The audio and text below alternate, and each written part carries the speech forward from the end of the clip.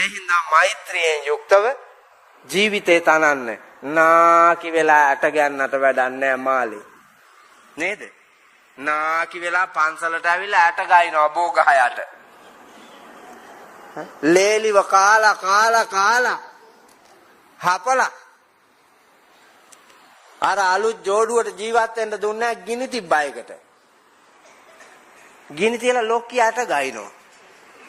උඩ දිශාවේද යට දිශාවේද උතුරු දිශාවේද දකුණු දිශාවේද නැගෙනහිර දිශාවේද බටහිර දිශාවේද දස දිශා භාගේ යෝ සියලුම සත්වයෝ නිදුක් වේවා නිරෝගී වේවා සුවපත් වේවා දුකින් මිදේවා නිවන් දකිත්වා. ඇටේ ගනිනවා ලොක්කි ගිනි තියලා ඇවිල්ලා ඇටවලින් යයිද දැන්නේවා. අර ගිනි තියාපු වාරයක් ගානේ අරුන්ට දීපු දුක් ගිනි කන්දරාව පත්තු වෙලා දැවිලා තමා නතර වෙන්නේ. නිරයේ දැවිලා නතර වෙන්නේ. උපදින සත්ත්ව ලෝකයේ තිරිසන් අපායේ. ඔය නයි වෙලා ඉන්නේ, පොළොංගු වෙලා ඉන්නේ, කොටියෝ වෙලා ඉන්නේ, ව්‍යාග්‍රයෝ වෙලා ඉන්නේ, දිවියෝ වෙලා ඉන්නේ, මුගටියෝ වෙලා ඉන්නේ. ඔය පෙර අමුවට කන තිරිසංගත ලෝකයේ ඉන්නේ ඔය දුර්ජන අම්මන්ඩිලා තමයි. ඔව්.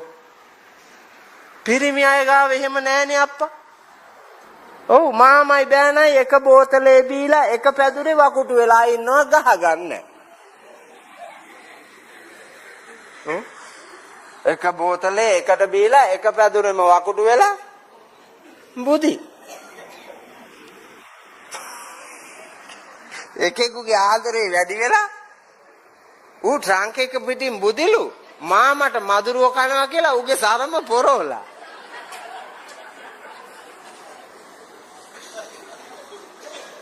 උගේ ගෑණි මගේ අතින් කියනවා හාමුදුරනේ අපේ මිනිහව හදාගන්න බැරි අපේ තාත්තත් එක්ක කියලා. මම ওই කතන්දරය අහගෙන යනකොට ඕකි මට ඔව්වා කිව්වා. මං කිව්වා ඈබල එක මදුරුව කකා බුදියලා ඇඳි සරම ඒක හෙළුවෙන් ඉඳගෙන තාත්තට පෙරෙව්වා නම් ඒකට බනින්න දෙනවද? ඒකට බනින්න දෙන්නේ නැහැ තමයි. මාමයි බෑනයි සෙනෙහසින් අරක වරදක් තමයි. හැබැයි මිනිසුන්ගේ සෙනෙහසට ගරු කරපේ. උඹලා නයි පොළොංගුවාගේ මිනිස්සු කණ්ඩ හදනකොට උඹලට ආදරේ තියෙයිද? ආදරේ නෑ. එළි වෙච්ච වෙලේ ඉඳලා රෑ වෙනකන් උඹයි අම්මයි අර දෙන්නට බයිනවා. ඒකනේ කරන්නේ. ඒ ඉඳ වෛරක්කාරය තමයි ඉන්නේ. හැබැයි ඒ අය ගැටෙන්නේ. පිරිමි සමාජයේ ගැටෙනවා අඩුයි. නෑයෝ අතර පිරිමි ගැටෙනවා අඩුයිනේ. බැන ගත්තත් කටවහ ගන්නවාකෝ කලක් ඇහිලා ඉන්න.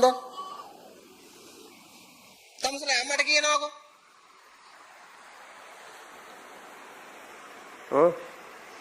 අරුටත් එපා වෙලා ඌත් බැහැලා යන්න කා ගන්නවා නම් කා ගනියව.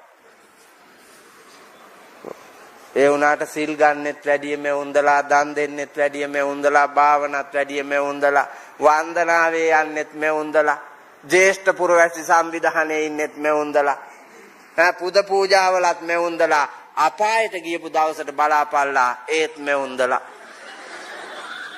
ආයෙක දෙකක් නෑ. එහින්දා පින්නතුනි ප්‍රායෝගික ලෝකයේ ඇතුලේ කරන දේ මනාව කල්යාණ මිත්‍ර දාමෙන් මරණයෙන් සමුගෙන යන කන්නේ ජීවිතේ. එහින්දා ඒක වින්දනාත්මකව ගෙවන්න. දුක් කරදර මැදින් ජීවිතේ අරන් යනකොට තමයි සතුටු. මාත් උදේ ඉඳලා පාන්දර ඉඳලා මම වැඩ කරනවා. අද උදේ පාන්දරම අපේ රියදුරු පුතත් එක්ක මාකට් එකට ගියා. ඒකලා මං කොල්ලට කිව්වා ඔය ටික දීපන් කියලා. ඊට පස්සේ ආපහු මගේ අඹ වත්තක් තියෙනවා අඹ වත්තට ගියා. අඹ වත්තරේ හදලා තියෙනවා කැකිරි පිපිඤ්ඤයි බඩ ඉරුඟුයි. ඊගමන ළමයි දෙන්නෙක් ලව්වා වතුර ගැස්සෙව්වා. වතුර ගස්සවලා මම වත්තෙන්ම ලෑස්ති වෙලා වාහනේ ගෙන්නගෙන මෙහෙ එන්න එහෙන් 12ට පිටත් වුණා. මෙයාට 6:00 වෙනකොට මං ආවා. ආපහු 2:00 වෙනකොට මං කොහොම හරි යන්න උත්සාහයක යෙදෙනවා. හැබැයි මං 3ට බුදිය ගත්තත් 5ට නැගිටිනවා. පහුවදා වැඩ ටික ඉවර කරලා අය හන්දෑවේ බණට යන්න මං කාලේ හදන්නවා. ඉතින් මම ගෝලියෝ 7-8 දෙනෙක් ඉන්නවා. ඒගොල්ලොන්ගේ අධ්‍යාපන කටයුතුත් බලාගෙන විහාර කර්මාන්ත සම්වර්ධනය කරන ඒවත් කරගෙන දැන් මේ දවස්වල ධාතු මන්දිරේ වැඩ කෙරෙමින් තියෙනවා. මෛත්‍රී බෝසත් පිළිරුව හදලා ඉවර කරලා තියෙනවා. ඒවා මේ මාසේ 30 වෙනිදා විවෘත කරන්න තියෙනවා. මෙහෙ ස්වාමීන් වහන්සේලාත් එදාට වඩිනවා 100ක් නමක දානෙකුත් එක්ක. ඒවා ඔක්කොම මං කළමනාකරණය කරමින් හැම දවසකම ධර්ම දේශනාවකුත් කරන්න මම මහන්සි ගන්නවා. ඒ හින්දා පින්නතුනි හයිය තියෙන වෙලාවේ කරන වැඩ මෙලොවත් පරලොවත් දෙකට පිහිට පිණිස පවතිනවා. ඒ හින්දා වියකිලා යන්න කලින් මේ හම්බෙච්ච මිනිස් ජීවිතේ ඒකෙන් වැඩ ගන්න මහන්සි ගන්න. ඒකට කල්යාණ මිත්‍රයෙක් වෙන්න තමාට ආදරය කරන්න. තමහා බැඳුණු ලෝකෙට ආදරය කරන්න මහන්සි ගන්න. අවසාන කාරණාව මට දීපු වෙලාව ඉවරයි. අවසාන කාරණාව පින්නතුනි සමජීවි කතා. ලංකාවේ අයට නැති මේකක් හදාගන්න මහන්සි ගන්න. සමජීවි කතා. අයට ගැළපෙන්න වැය. වැයට ගැළපෙන්න අය තියාගන්න මහන්සි ගන්න ඕන. ආදායම දිහා බලලා වැය කරන්න ඕන. වැය වෙන දිහා බලලා ආදායම් ලබන්න ඕන. එහෙම නැත්තම් පරදිනවා. හැම වෙලාවෙම අයවීම වැඩි වෙන්න ඕන. වැයවීම අඩු වෙන්න ඕන. එතකොට තමයි පැවැත්ම තියෙන්නේ. ලංකාවේ අයට නොතිබෙත් ඒකනේ. ණය වෙනවා ගෙවන්නේ නැහැ. ගත්තු ණය සම්වර්ධනයේට නෙමෙයි යොදන්නේ කන්ද. කාලා ඉවර කරනවා. එතකොට ණය ගෙවන්නේ කොහෙන්ද? ගෙවන්න එකක් නැහැ. එහෙමම කරලා කෝටි බිලියන ගාන ණය වුණා. දැන් ඒක ගෙවන්න ලේසියෙන් හම්බෙයිද? ලේසියෙන් හම්බෙන්නේ. දැන් අලුතෙන් රජ වෙච්ච මිනිහාට ආය කියනවා දැන් ගත්තේ පොල් කීයද?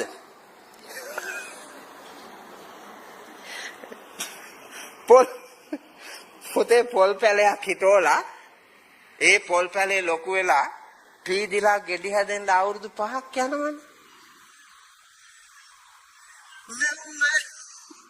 දවස් කීපෙන් අහලා පොල් කීයද පොල්? කීයද හාල්? අත්ත දිගලා කන පැලෙන්න ගහන්න දෙන්නේ නැද්ද? මිනිස්සු ඒ තරම්ම මේ අඥාන විදියට අනුන්ගේ කකුලෙන් අදින්න, බාධා කරන්න, හිංසා කරන්න, හෙලා දකින්න මාන්සි ගන්නවා. අර දියුණු වෙන ලෝකයට උදව් කරන්න නැහැ. උදව් කරන්න එපා. උදව් කළොත් නේ දියුණු වෙන්න පුළුවන්. ගෙදරක හිතන්නකො තාත්තා මහන්සි වෙනවා. අම්මා උදව් කරන්නේ නැත්තම් වැඩක් නැහැනේ. අම්මයි තාත්තයි මහන්සි වෙනවා.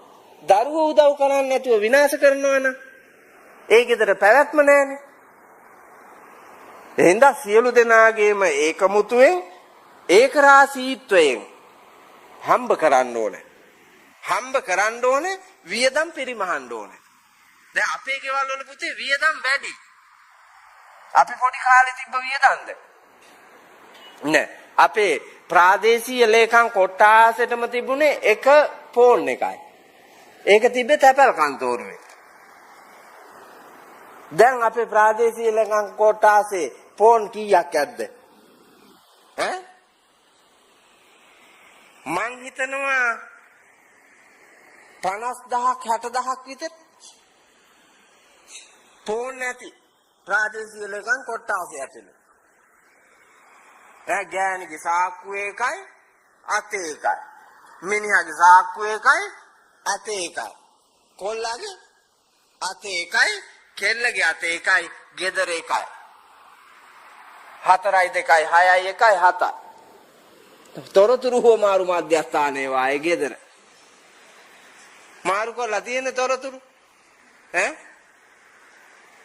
තාත්තලා පුතාලා අම්මලා දුවලා වල් වැදිලා පවුලම වල් වැදිලා ඩේටා හාල් වලට වඩා විකිනනවා පුතා. ගෑනු අන්තර්ජාලේ සැරිසරනවා. ඩේටා දානවා අන්තර්ජාලේ සැරිසරනවා. බලන්නකො අලුත් කුලප්පුවක් නෙමෙයිද කියලා. පන්ති ගානේ ගෑනු ටියුෂන් පන්ති ගානේ. ඉස්කෝලේ බුදි විදුහල්පතිට නිින්ද යන්නේ ගෑනු ඉස්කෝලට ආවේ නැත්තම්. ඔව් බොරු නෙමෙයි මේ කියන්නේ. අපි ඉස්කෝලේ යන කාලේ ඉස්කෝලේ අතු ගෑවේ අපි. කළු ලෑල්ල කළු කෙරුවේ අපි. කළු හොයාගත්තේ අපි. කළු දිය කරන්න එඬරු කිරි හොයාගත්තෙත් අපි. මිදුල් අතු ගෑවේ අපි. වැට හැදුවේ අපි. පන්තිය හැදුවේ අපි. සෙල්ලංගේ හැදුවේ අපි. අම්මා ගියේ නෑනේ බුදියන්න. ඉස්කෝලේට යවුවේ ඒවා පුරුදු කරන්නනේ. ගෙදරින් අතු ගන්න බැරි එක ඉස්කෝලෙන් අතු ගන්න පුරුදු කරනවා. වැඩ කරන්න පුරුදු කරනවා. ඒක තමයි ඒ කලේ. කක්කුසිය හොදන්නත් අම්මා යන්න ඕනේ. තාත්තා යන්න ඕනේ. ගුරුවරු ඉන්නේ අයියේ. ගුරුවරු මොනවටද ඉන්නේ? ඉලක්කම් ලියන්න. ඉලක්කම් කෙහෙල් මල් දෙයි. අනිත් ටික දන්නේ නැත්නම් ඉලක්කම් මොකටද පුතා? ඉලක්කම් වැඩක් නැහැ. අකුරු වැඩක් නැහැ. අකුරු ඉලක්කම් වලට කලින් ඕනේ වුව ටික තියෙනවා. දැන් අකුරු ඉලක්කනුයි තියෙනේ උන්නේ මිනි මරන්නේ ඔය. වැඩද දැන් අකුරු? මරාපු එකත් හිරේ. උදව් කරපු ගෑනිත් හිරේ යනවා. ජීවිතාන්තයටම හිරේ. දැන් අකුරු ලියලා උපාධිත් තියෙනවා. මනුස්සකම නැහැ. සත්පුරුෂ භාවය නැහැ. සත් ක්‍රියාවන් නැහැ. එහෙම වැඩක් නැහැ. එහෙම පුහු ලෝකයක ඇවිදින්න එපා. සත්පුරුෂ ලෝකයක ඇවිදින්න. එහෙනම් හැම වෙලාවෙම gedara අනවශ්‍ය වියදම් අඩු කරන්න. නොමනා වියදම් අඩු කරන්න. නොමනා ගමන් අඩු කරන්න. කාලයයි ශ්‍රමයයි ධනයයි කියන මේ වස්තු තුන අර පිරිමැස්මෙන් ඊ타ත්ම ප්‍රයෝජනයක් ගන්න පුළුවන් වන විදියට හසුරුවන්න චූටි කාලේ ඉඳලා පුංචි උන්ට පුරුදු කෙරුවා නම් මේ අසත්පුරුෂ සමාජයේ සත්පුරුෂ කරන්න පුළුවන්. අධ්‍යාපනයේ වැරද්ද නිසා තමයි මේ සමාජය මේ විනාශ වෙලා තියෙන්නේ. ළමා පරපුරෙන් එළියට එන කොටසින් පුතේ 100ට එකක් දෙකක් තමයි යහපත්. අනිත් ඔක්කොම අයහපත්. රටක් ඉතුරු වෙන්නේ නැහැ. රටක් විනාශ වෙනවා. ඒ හින්දා ඒ අසම්මත ක්‍රමවේදයකට පෞකාර ගමනක් යන මේ සමාජයේ නිර්මාණශීලීව සමාජගත කරන්නට චත්තාරෝ මේ ව්‍යග්ගපජ්ජ ධම්මා කුලපුත්තස්ස ditta ධම්ම හිතාය ditta ධම්ම සුඛාය සම්වත්තති කතමේ චත්තාරෝ උත්තාන සම්පදා ආරක්ක සම්පදා කල්යාණ මිත්තතා සමජීවිකතාති නොපසුබස්නා වීරියෙන් හරියම්බ කරන දේ මනාව ආරක්ෂා කරගෙන කල්යාණ මිත්‍ර දාමයෙන් සමගියෙන් සෙනෙහසින් කලමනාකරණය කරගන්න කාලය ශ්‍රමය ධනය අයට වඩා වැය කරන්න නැතුව වැයට වඩා අය තියන්න මහන්සි ගන්න. ඒ කියන භෝගේ පුඤ්ජය ද්විහි කම්මං පයෝජේ චතුත්තම්පි නිදාපේය ආපදාසු භවිස්සති. අපට ආපදාවක් වෙනකොට රටට ආපදාවක් වෙනකොට රට ගොඩ නගන්න අපිට ගොඩ නැගෙන්න ඉතිරියක් වන විදියට සෞභාග්‍යමත් ගමනක් යන ඔබට ජීවිතය දකින්නට වරම් ලැබේවා ලැබේවා ලැබේවා කියලා සාදු කියලා ප්‍රාර්ථනා කරා. ආකාසට්ටා ච බුම්මට්ටා දේවා නාග මහිද්దికා පුඤ්ඤන්තං අනුමෝදිත්වා චිරන් රක්ඛන්තු ලෝක සාසනං ආකාශට්ටා ච බුම්මට්ටා දේවා නාග මහිද්దికා පුඤ්ඤන්තං අනුමෝදිත්වා චිරන් රක්ඛන්තු ධම්ම දේශනං ආකාශට්ටා ච බුම්මට්ටා දේවා නාග මහිද්దికා පුඤ්ඤන්තං අනුමෝදිත්වා චිරන් රක්ඛන්තු ත්වං සදාති